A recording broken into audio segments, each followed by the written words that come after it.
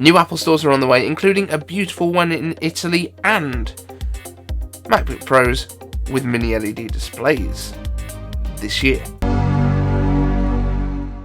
I'm iCave Dave, and I simplify Apple so that everything just works for you. And if you want the latest Apple news, leaks and rumours every weekday at 12 UTC, like this video, subscribe to the channel and ring that notification bell.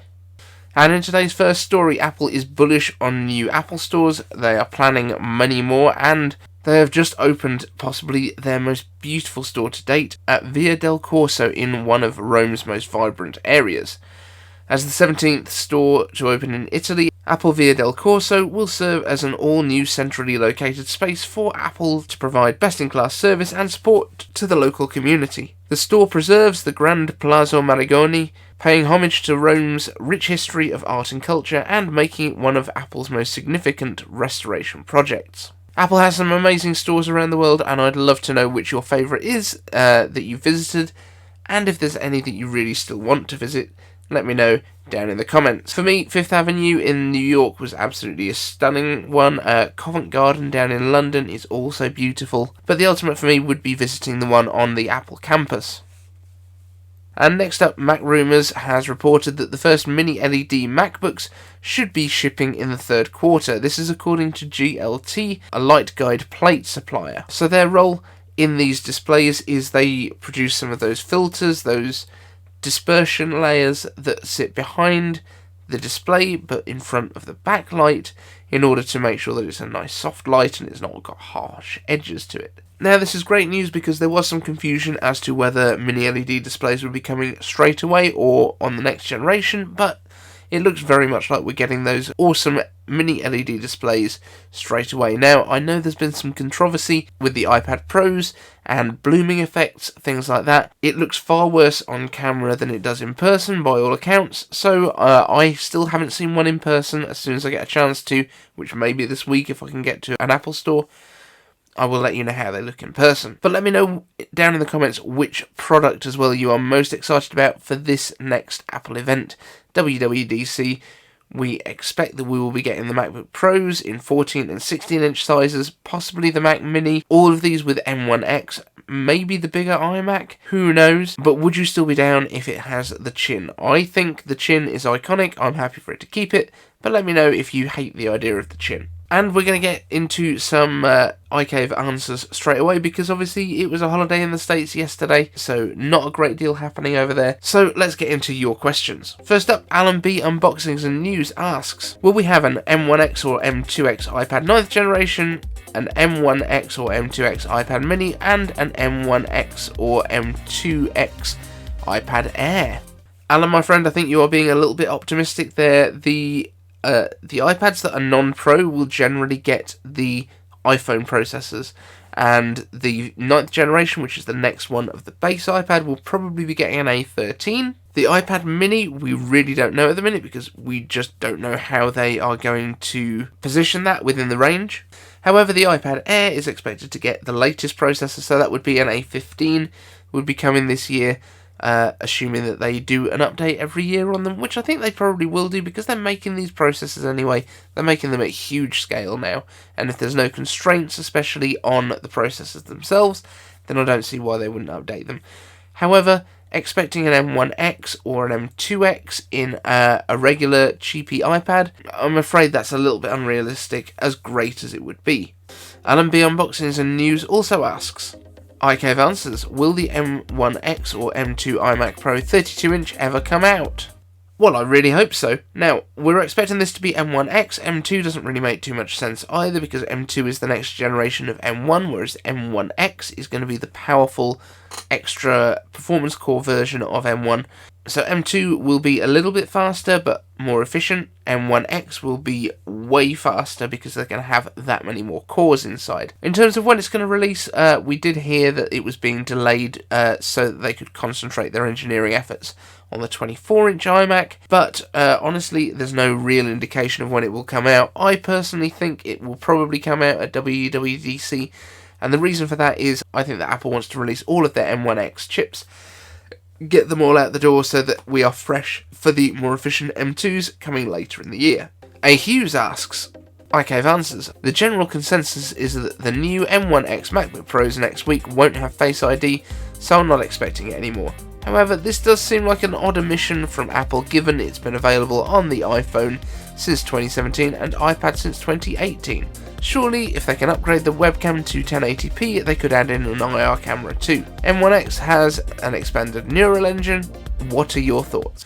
So just to be clear, it's not just a case of webcam and IR camera. The way that Face ID works is that you have basically a LiDAR kind of dot protector which sends out, I think it's about 1,000 dots, which basically puts a mesh across your face, and then you have obviously ambient light sensors and all of that sort of stuff. But you've also got a receiver for those invisible dots, and then you've got your visual kind of light camera on there as well, and it's a combination of all of those which is what makes it work. So if they were going to do it, they would probably need to put a notch in, so it is a little bit more technical. I've got a feeling that they want to get this kind of design out the door, and then maybe they can concentrate on that on the next generation. I don't think it's holding it back to get people to buy twice, because I don't think people are going to buy every generation of a MacBook just because of a new feature. But that's my thoughts anyway. Yeah, I would love them to bring it, but if it doesn't, then it's probably not because they couldn't be bothered. I think it's more because the engineering in time was probably too challenging. Jacob Frederick asks, iCave answers, iPad nothing or 9th generation iPad 10.2? When will it be released and what are the specs? Could we see some specs from the Pro tablets like M1 Thunderbolt 120Hz XDR? Okay, so some more optimism about the cheapest iPads. No, I think what we are going to be looking at here is basically a 3rd generation iPad Air, but with an A13 processor in there instead of the A12 that it came with previously, which does mean a little bump in the display size from 10.2 to 10.5 inches. It also means that the display may well be laminated, which will please a lot of people who don't like the display gap that you get right now between the cheapest iPad's display glass and the display underneath it. There is a little bit of an air gap, which I understand why people don't like it, having had the iPad Air for a little while now. But no, I don't think we're going to get Thunderbolt, because that's not a part of A13, and it's also not in the A-series processors. That is held back for the M-series processors. Again, M1 doesn't make any sense to put into the cheapest iPad, because the cheapest iPads have never got X processors either. So it's always the Pro iPads that will get the A something X, or now the M1, which has replaced that. And then you get an A-series processor in the rest of the iPad range, so you'll get the iPad Air will get the latest generation, so A15 this year, a couple of generations back for the base iPad, so A13, and iPad mini, we just don't know what they're even doing with it at this point, whether it's actually getting redesigned, or whether it's just going to get a chip upgrade, or if something else might be happening. We just don't know. Navarron asks, I've seen some articles involving ARM releasing their next version of the architecture, ARM v9, next year. Would an average user experience any significant changes between the current version and the next version, or would only power users notice any difference? That's a great question, and we did do an episode where we talked about ARM v9 when it was first announced. Now, there have been some updates since then, and the main one being that ARM v9 is for basic chips that come out from ARM. Apple licenses the instruction set from ARM, they don't license the chip designs, and they also make their own modifications to the instruction set too. It's not a pure ARM version that they use, and by all accounts Apple has already implemented a lot of the stuff that will be coming in ARM v9 into their version of the ARM instruction set that they use.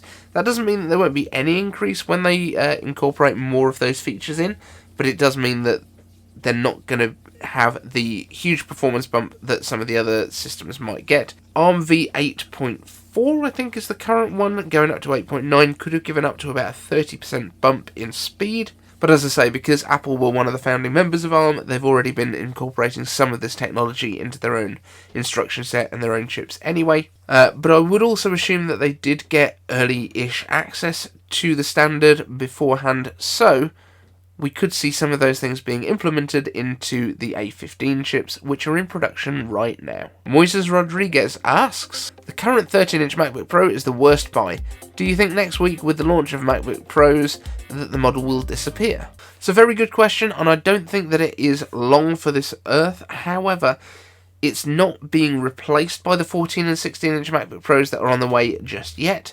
Those are both probably going to have just the M1X chip with the 16 or 32 core GPUs. So the M1 is still going to be exclusively in that MacBook Pro and the MacBook Air and the other stuff with M1. I don't think they're going to put M1 directly into the 14. However, I do think by the end of the year, when we get our M2 chips released, it's 50-50 whether they will update the 13-inch with that, or if they will actually move straight over to the 14-inch platform and put an M2 into that one, and then either kill the 13-inch at that point, or keep it around at a lower price point to give people a cheaper option to get into the Mac. But no, I don't expect it to disappear next week. Dust S asks, what do you think about the pricing of the upcoming MacBook Pro 16-inch?